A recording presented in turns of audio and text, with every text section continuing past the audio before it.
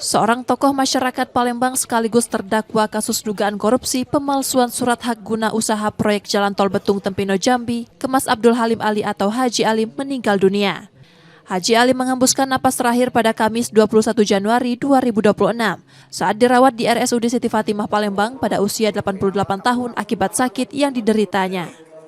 Kepada penyidik, penuntut umum maupun majelis hakim, ini adalah kondisi faktual dan ini menjadi catatan penting bagi kita bersama bahwa keterangan-keterangan medis itu seharusnya menjadi pertimbangan dalam proses penegakan hukum kita. Sebelum meninggal, terdakwa dijadwalkan menjalani sidang lanjutan di Pengadilan Negeri Palembang kelas 1 khusus, namun ditunda karena kondisi kesehatannya menurun. Diminta masyarakat, minta supaya mengikhlaskan Pak Haji Alim pulang dan minta ampun dosa-dosanya.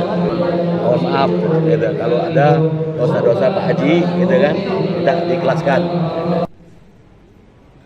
Perkara yang menjerat Haji Alim diketahui merugikan negara sebesar 127 miliar rupiah. Yudi Kiswanto, Kompas TV, Palembang, Sumatera Selatan.